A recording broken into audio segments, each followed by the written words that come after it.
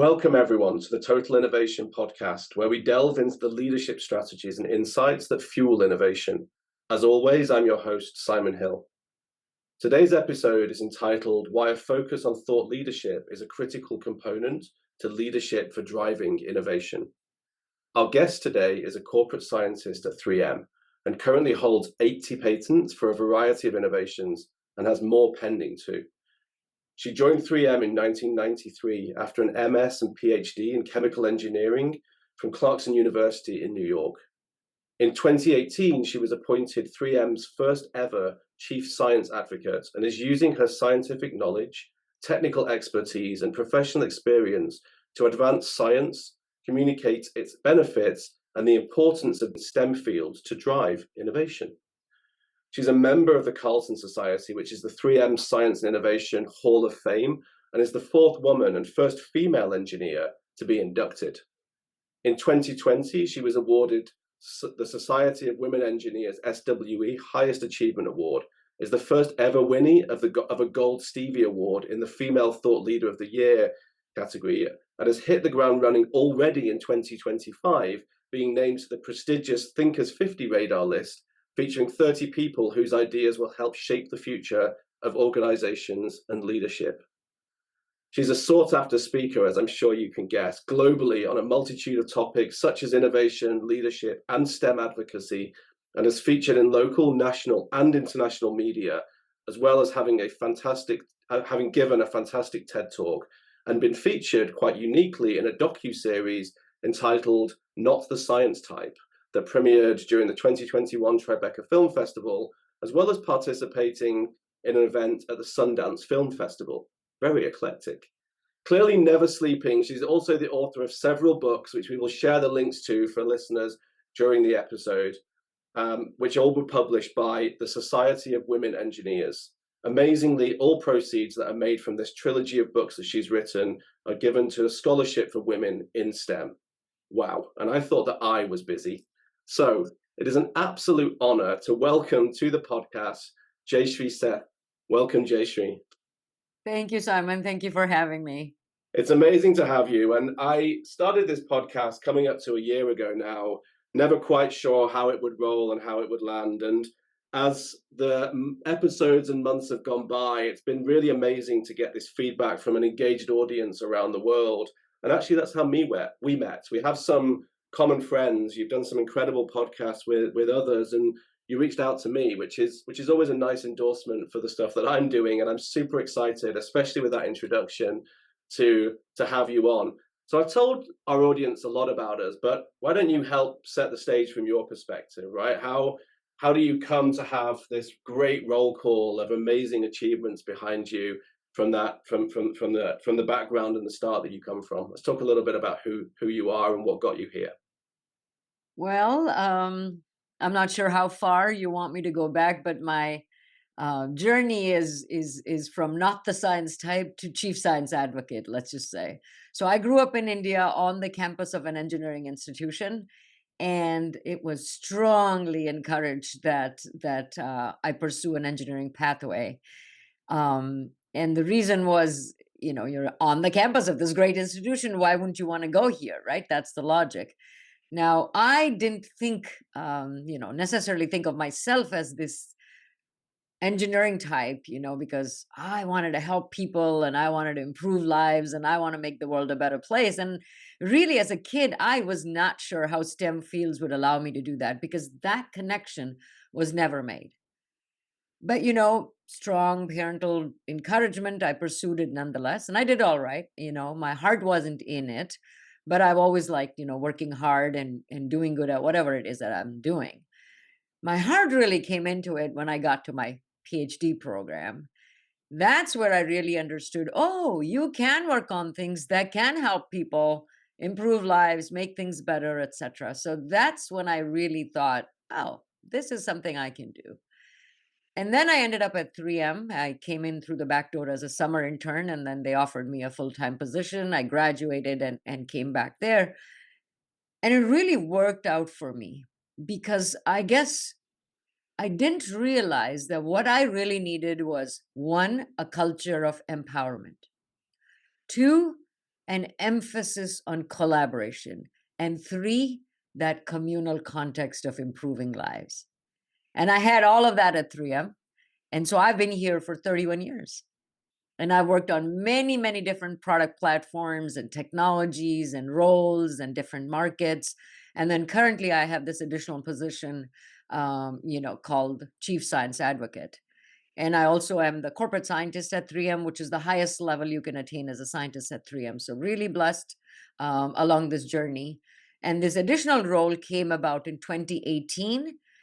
And this really broadened my horizons, if you will, and allow me to develop what I think is a thought leadership platform, because to me it is all connected.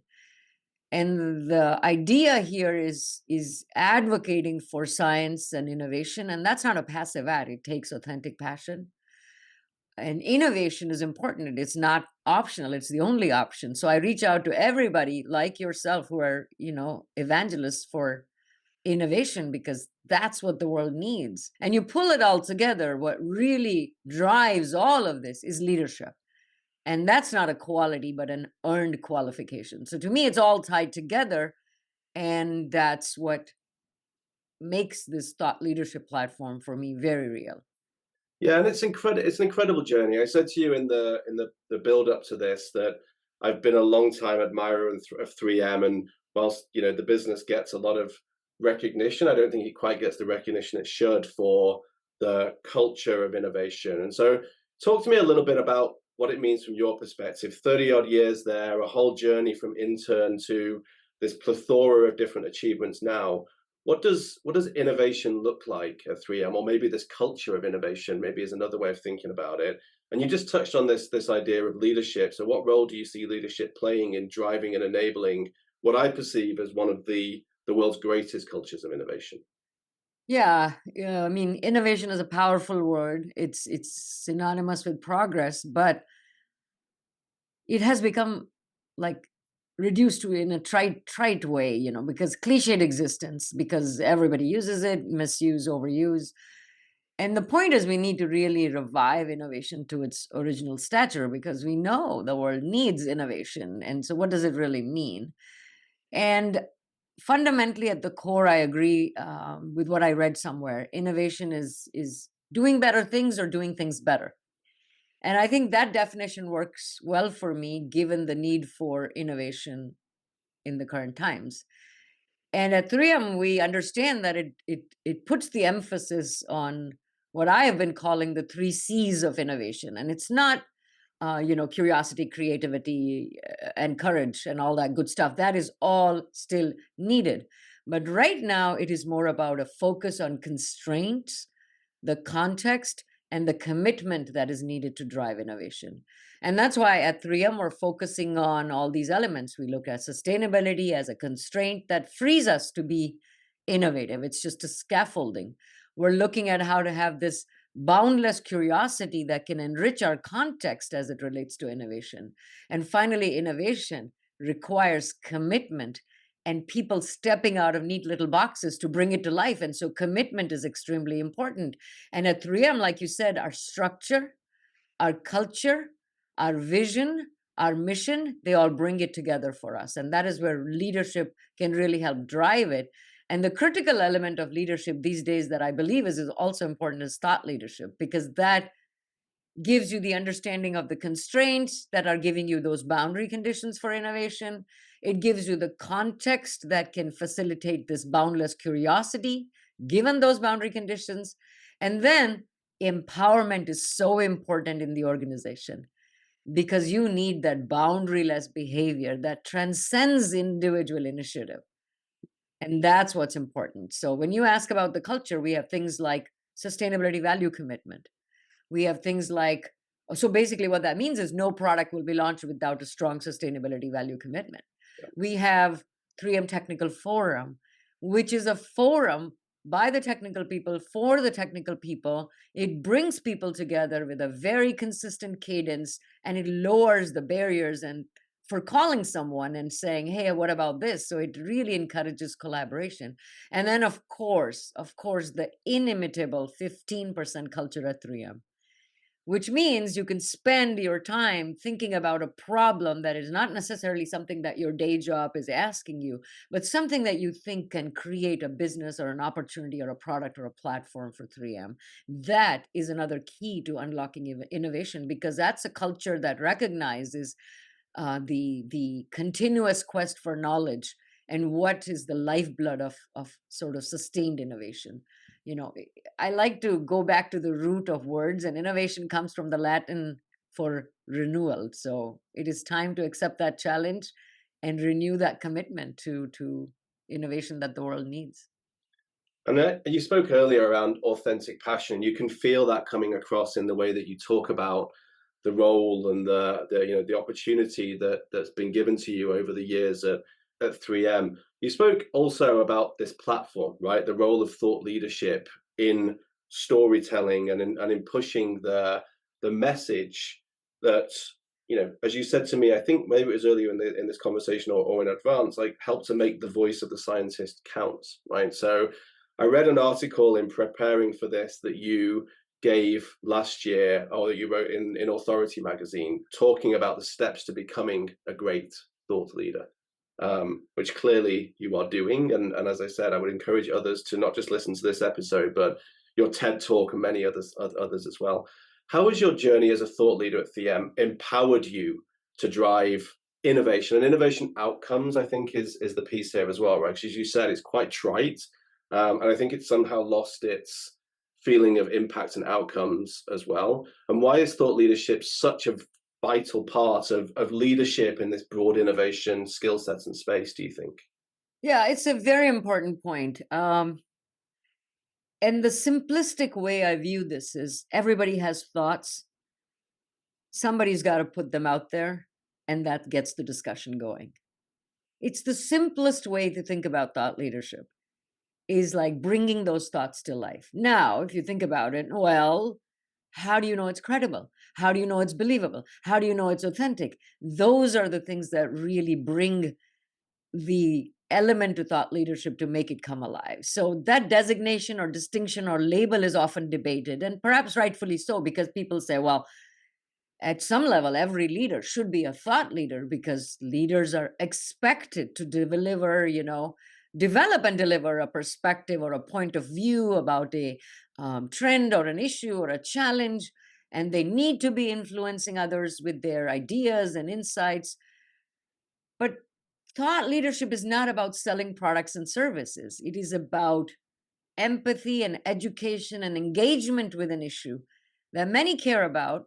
And then the idea is to raise awareness, to foster that conversation, and move it forward with credibility and authenticity. So, to me, it's a very important topic as the world is navigating through these complex global challenges and disruptions. You really need to have the ability to inform, to influence, and to inspire. And that is important for leaders at all levels. So, it's no longer this luxury that is reserved for a few top executives, ordained leaders or industry veterans. I think it is now, Simon, an essential skill for anyone aspiring to be in any position where they want to influence. And it's just an incredible asset for eventually driving action towards whatever innovation is needed. But you have to start with the thoughts. And organizations can face like unprecedented problems, and it's thought leaders who can guide their teams through this uncertainty, right?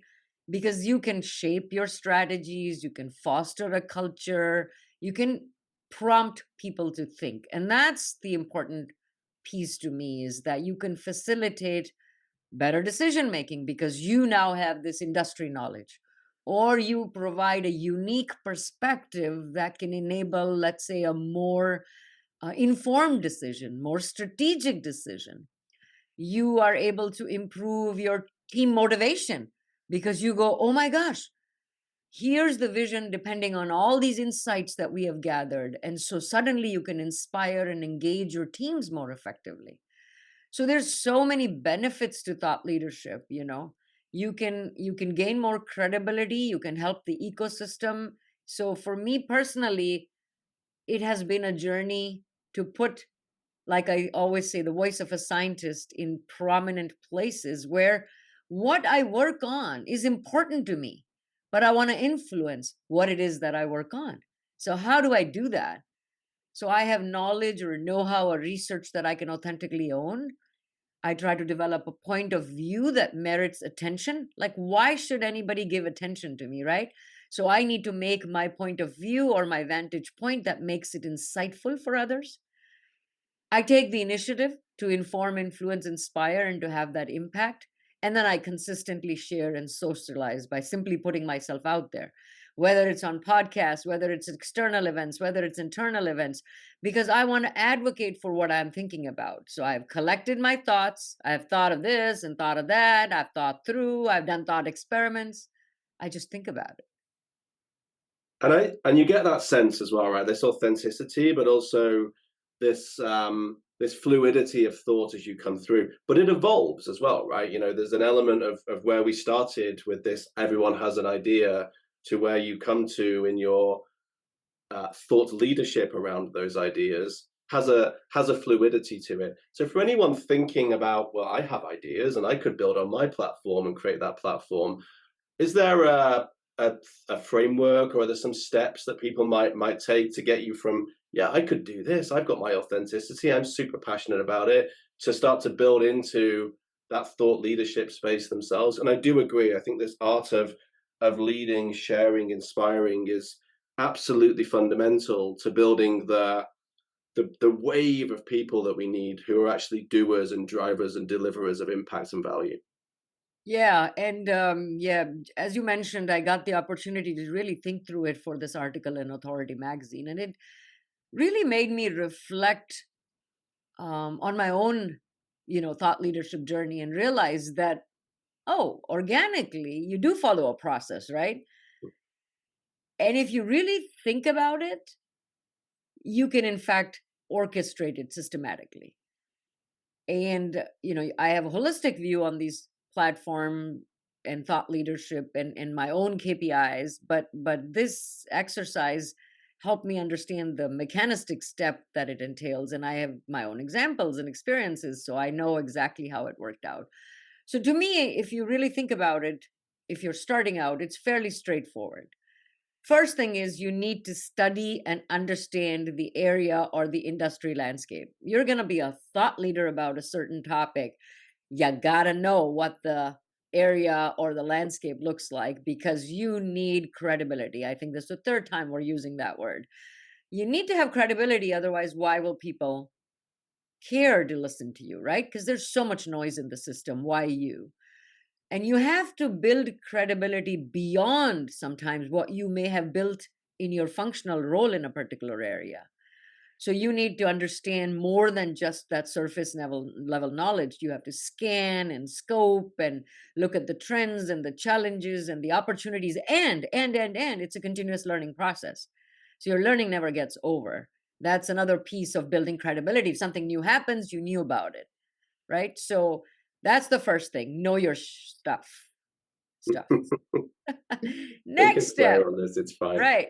Next step, develop and provide a unique perspective. A lot of people know their stuff, but what is it that you're adding to this discussion? There's so much noise. Again, it's like, what Exactly. is your unique perspective, or what is your vantage point that is grounded in authenticity? You cannot speak from the perspective of a in the trenches innovator if you haven't been there. You can interview a bunch of people, but it will not ground in authenticity your particular experience, other than the fact that you interviewed them. That is in your authenticity. So you have to really understand where do you want to speak from. So the understanding of the industry you got, but true leadership, thought leadership, emerges from your ability to provide a perspective. And that means you have to synthesize the information, draw the connection that others miss, and then formulate into preferably original ideas. So it is authentic, it is anchored in your own experiences, and it's innovative enough that people will go, huh, never thought about that. So it's just that little piece of authenticity. So You now know, you know your stuff. yeah.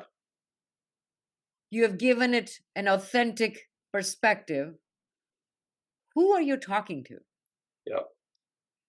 Who are you talking to? So that's where you have to realize, I'm confident in my insights now, but I need to increase my visibility. So you built your credibility, you've got the authenticity, visibility. So having those valuable insights is like half the battle. The rest is how do I reach other people, right? So when I got into this thought leadership business, I'm like, podcasts, I see how it is, right? And so I reached out to everybody and said, I have got these ideas. Here are some articles. Here's what I'm writing. Here's the credibility. I've got 80 patents that instantly gives you like, oh my gosh, and I would have never known that, right? So you learn it and then you use it and then you increase your visibility. And you have to be sharing your perspective across various platforms and channels. So you may be writing articles, you may be speaking at events, you may be hosting webinars, guesting on podcasts, leveraging social media. And I had to learn to do all of the above. Remember, I told you I'm working in the lab. That's not what I was trained to do. This is not what I was doing. But this is, again, an experiment. This is exactly like you would lay out science. You have a hypothesis and you work on it and you get the results and you look at the data and then you go, okay, this is what I need to do next. So that is very important. That idea of, getting your visibility. Now, and you can use whatever platform that works for you. So LinkedIn worked for me. I tried the other stuff, believe you me, but they just didn't work. Either they didn't have the style that I wanted, they didn't have the audience that I wanted, or I wasn't able to do what is needed in some of the other platforms. So it's okay to experiment and then settle on one place for visibility. And for me, it's LinkedIn. I'm there every day. I love my LinkedIn community and I reach out, I engage. So that is the last piece that is extremely important in what you need to do is you need to reach out. You need to build relationship. You need to reinforce your existing one. Essentially, you are somebody who is fostering a sense of community. And that creates a supportive network and opens up opportunities. People will go, hey, you need to be on Simon's podcast. Hey, have you been on Aiden's podcast? Let me make an intro, etc., etc. And so these connections are very important. You have to know how to build meaningful relationships. You have to open doors for others. Others will open the door. You can collaborate, co-author papers with others, etc. And this is what leads you to the next opportunity and the next opportunity and the next opportunity. You have to believe. And that is the last piece. You have to create opportunity, not just for yourself and for your peers, but also for learning. So, how are you asking those thought provoking questions that are making people learn and think? And that's where you start this positive cycle of thought leadership. You get others thinking, you stimulate their curiosity, and you get more and more people thinking about this and engaging with their networks and igniting for everybody to think. So, I think these are the steps that provide a roadmap for thought leadership, and I call it Spark. I love, love, love, love acronyms and giving, frameworks and mental models. So S is scan, scope, study. P is provide perspective. A is amplify and advocate. R is reach out, reinforce relationships, and K is kindle curiosity. And that's what gives the spark for thought leadership.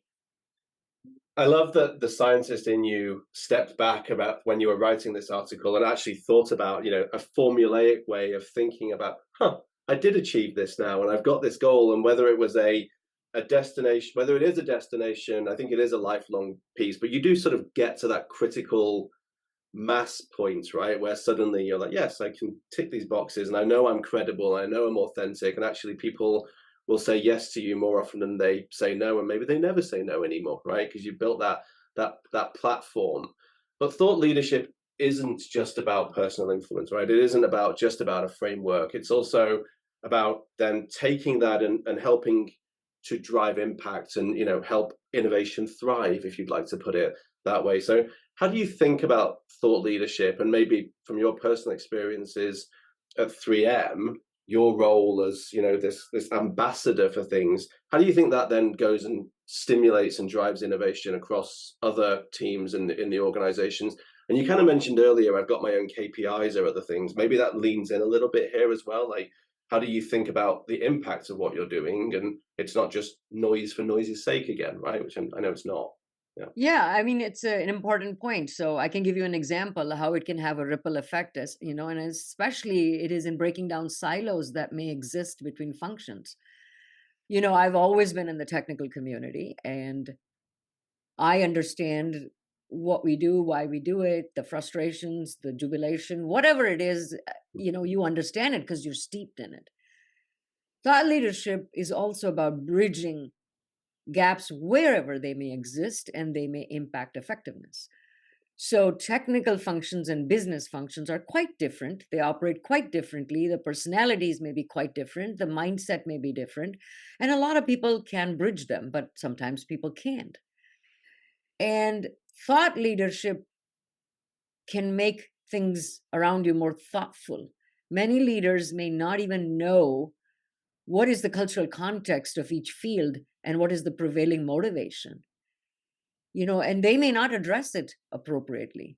So, one of the things I did is I observed in my own journey in my 31 years at 3M and in listening to my other peers at other companies and business folks and technical folks. And I'm like, there is a chasm that can exist between these two communities. Some people know how to bridge it wonderfully.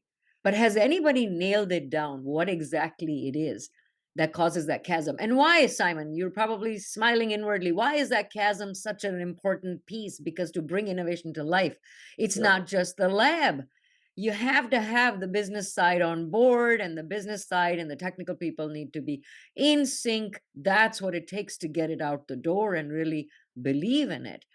But we both bring our backgrounds and our expectations and all of that. And how do you help leaders bridge that so your communication is such that people understand how to bridge these gaps and make things go faster?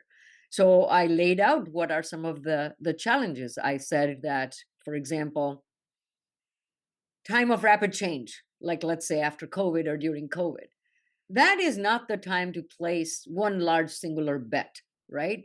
Instead, organizations may be better served by focusing on small steps and experiments and providing data and building hypotheses for what is to come. So, if you are a business leader who's not taking all of this in account and just coming in and saying, "I want to do that one big thing. I just arrived and I want that one big thing," that I call the hedgehog mentality, one big thing.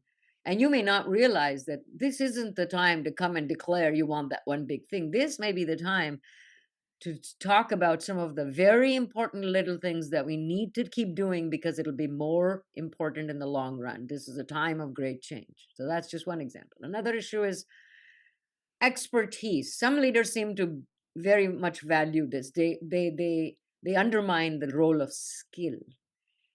And I'm seeing that when the baseline itself shifts, like times of change and COVID, new areas and aspects just emerge. And that's when you realize how important skills are. And if you just think about it in terms of expertise, nobody even has this expertise in this area. It's not a functional expertise, it's a new area. You got to rely on skill. And I say that because technical people may not have business expertise. But given they are typically longer tenure, they have a critical thinking mindset, they want to be involved in business assumptions and they want to be involved in providing key input into key decisions. And business folks may not know that. So I wanted to bring that above board and say, no, no, no, no, no. Think about it from skills level perspective and think about it from critical thinking. Think about it from people in their role for longer times. They have information. And that's why they need to be part of that. Don't just subscribe to expertise. Next one is leveraging. I've seen this many times where leaders just want to come in, short tenure, and I want to leverage whatever you know. I just want to leverage, right? But this can't be sustained. There is little left to leverage if leaders rapidly cycle through. Yeah. You must invest in learning because it's the new learnings that'll give you innovation and growth. You can't just keep leveraging, it's unsustainable. And that's a frustration that technical people have sometimes.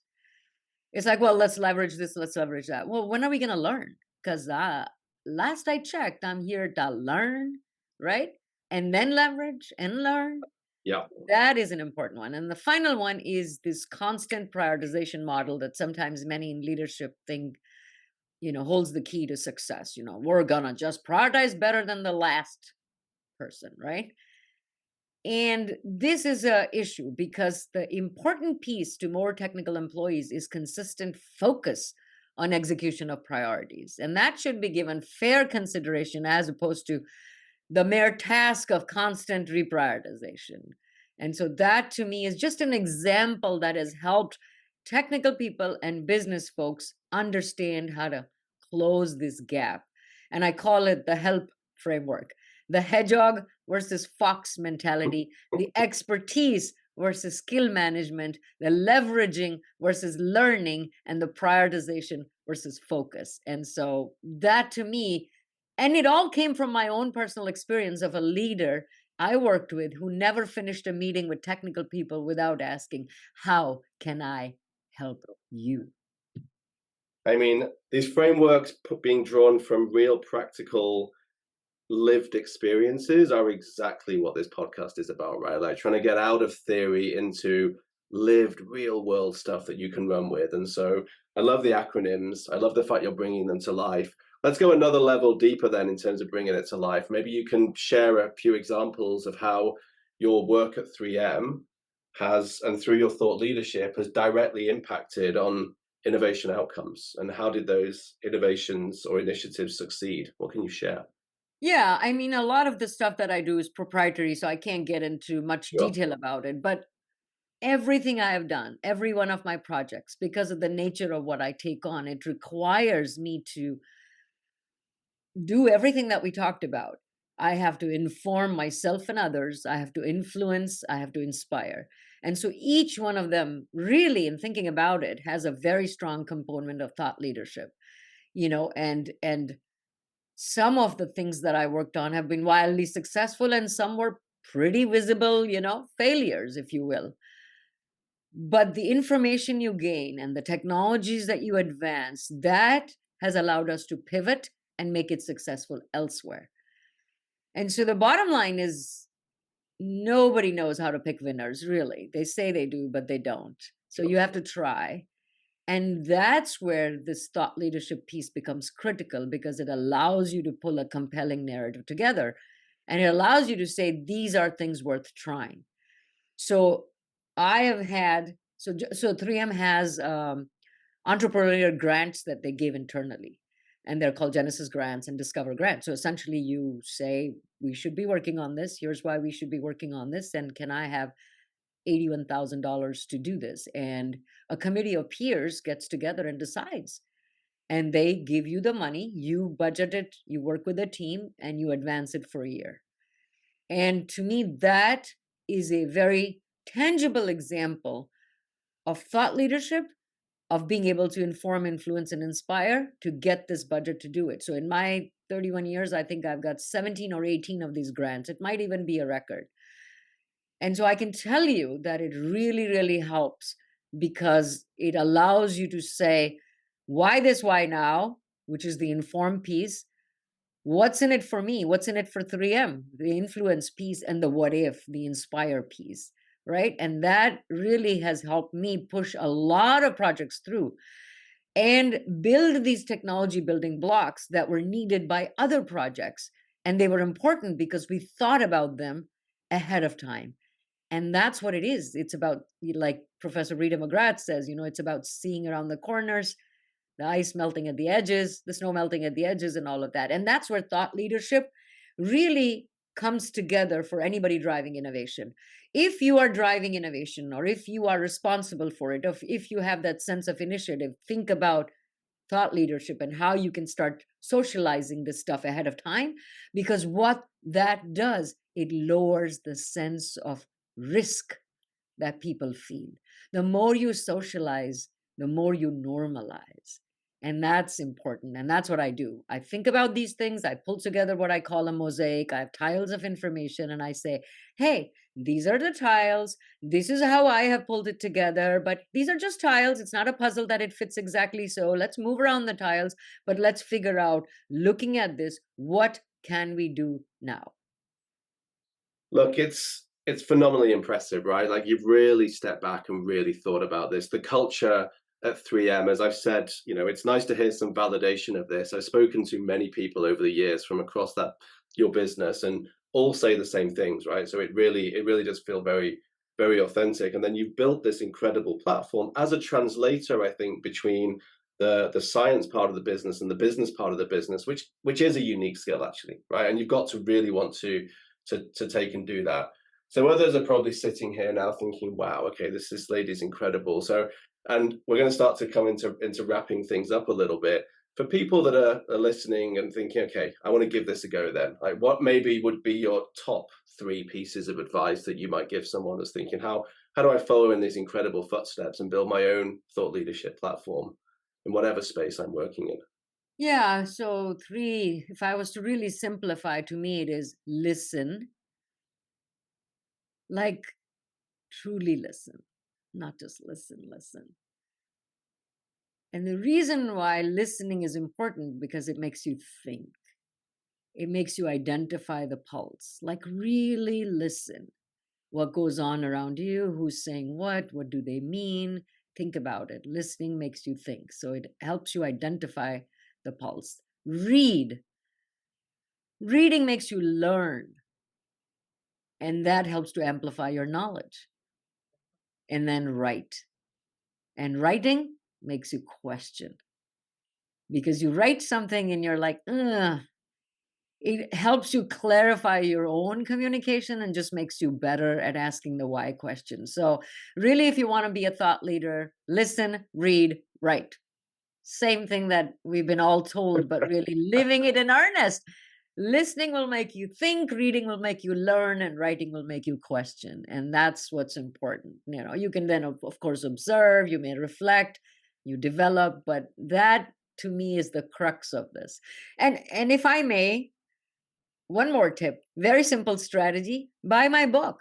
Yeah. My latest book has 40 actionable frameworks. Here it is. I mean, this is a thick book. 40 actionable frameworks, just like the ones I talked about. They're mental models from things I have learned.